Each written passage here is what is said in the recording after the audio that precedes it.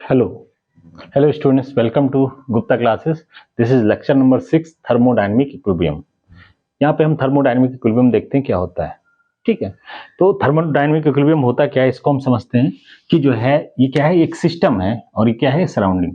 अगर हम किसी सिस्टम को सराउंडिंग से अलग कर लें, सिस्टम को सराउंडिंग से अलग कर लें, उस केस में अगर मैक्रोस्कोपिक जो प्रॉपर्टीज हैं, मैक्रोस्कोपिक जो प्रॉपर्टीज हैं सिस्टम की, उसमें कोई चेंज ना हो, उस सिस्टम में मैक्रोस्कोपिक प्रॉपर्टीज में कोई चेंज ना हो, तो उसको हम क्या कहेंगे, ये क्या है, सिस्टम थर्मोडायनेमिक इक्विलिब्रियम में है।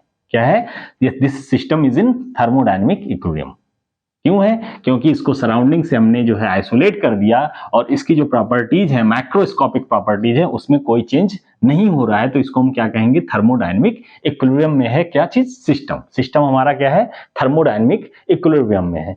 अब इसमें जो है तीन टाइप के इक्विलिब्रियम होते हैं जो कि एग्जिस्ट होने चाहिए। तीन टाइप के इक्विलिब्रियम इसमें एग्जिस्ट होना चाहिए। पहला जो है क्या है, पहला है मैकेनिकल इक्विलिब्रियम, मैकेनिकल इक्विलिब्रियम। दूसरा जो इक्विलिब्रियम कंडीशन होना चाहिए, कौन सा होना चाहिए? दूसरा है केमिकल इक्विलिब्रियम, मैकेनिकल इक्विलिब्रियम। उसके बाद क्या है, chemical equilibrium. Chemical equilibrium,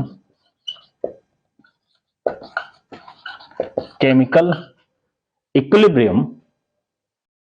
third जो इक्विलिब्रियम एग्जिस्ट होना चाहिए वो कौन सा है, थर्मल इक्विलिब्रियम। क्या है? Thermal equilibrium.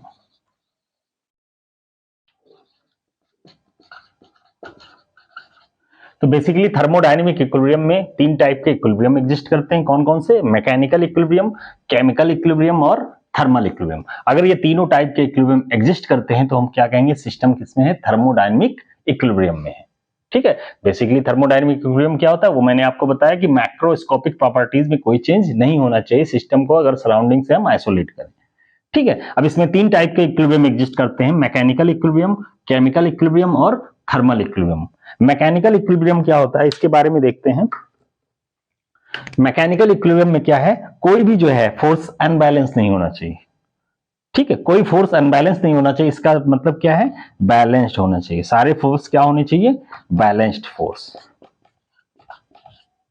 क्या है, फोर्सेस क्या होने चाहिए, बैलेंस होना चाहिए। प्रेशर, फोर्स, ये सब क्या होनी चाहिए, बैलेंस होना चाहिए। कोई भी अनबैलेंस फोर्स नहीं होना चाहिए। अगर ऐसा है तो उस केस में हम क्या कहेंगे, बैलेंस फोर्स कंडीशन में तो क्या कहेंगे, सिस्टम किसमें है, मैकेनिकल इक्विलिब्रियम में है। किसमें है, मैकेनिकल इक्विलिब्रियम में है। केमिकल इक्विलिब्रियम की बात करें, मतलब कोई जो है केमिक जो है रिएक्शंस जो है नहीं हो रहा है, मतलब जितना डिफ्यूजन वगैरह होना था हो चुका। आप कोई भी नो डिफ्यूजन, कोई किसी भी टाइप का डिफ्यूजन जो है नहीं होना चाहिए सिस्टम में, किसी भी टाइप का डिफ्यूजन नहीं होना चाहिए। No diffusion, no unbalance force. और क्या, थर्मल इक्विलिब्रियम की बात करें तो ये क्या होगा, इसमें टेम्परेचर जो है, टेम्परेचर कांस्टेंट होना चाहिए। टेम्परेचर क्या होना चाहिए, through out the system constant होना चाहिए। Temperature should be is constant, मतलब पूरे सिस्टम या सिस्टम और सराउंडिंग के बीच में कोई भी टेम्परेचर का जो है डिफरेंस नहीं होना चाहिए। मतलब जो सिस्टम का टेम्परेचर है वही जो है टेम्परेचर क्या होगा, सराउंडिंग का होगा। मतलब अब कोई एनर्जी जो है वो ट्रांसफर नहीं होगी। मतलब क्या होगा, सिस्टम किसमें होगा, थर्मल इक्विलिब्रियम में होगा। किसमें होगा, थर्मल इक्विलिब्रियम। एनर्जी तभी ट्रांसफर होगी जब डिफरेंस इन टेम्परेचर होगा, और टेम्परेचर में डिफरेंस नहीं है, टेम्परेचर कांस्टेंट है। इट्स मीन ये क्या है, थर्मल इक्विलिब्रियम। तो हम कह सकते हैं कि कोई भी जो है सिस्टम थर्मोडायनेमिक इक्विलिब्रियम में होगा जब उसमें तीन टाइप के इक्विलिब्रियम एग्जिस्ट करते होंगे। कौन कौन से? Basically mechanical equilibrium, chemical equilibrium and thermal equilibrium. Mechanical, chemical और थर्मल इक्विलिब्रियम। मैकेनिकल इक्विलिब्रियम किसे कहेंगे, किसी भी टाइप का जो है फोर्स, अनबैलेंस फोर्स नहीं होना चाहिए।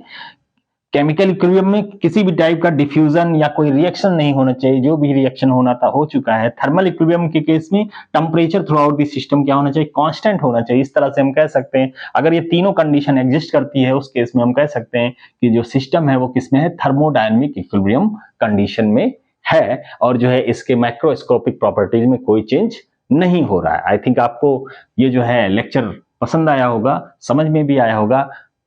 अगर नहीं समझ में आए तो आप कमेंट भी कर सकते हैं। Thank you very much.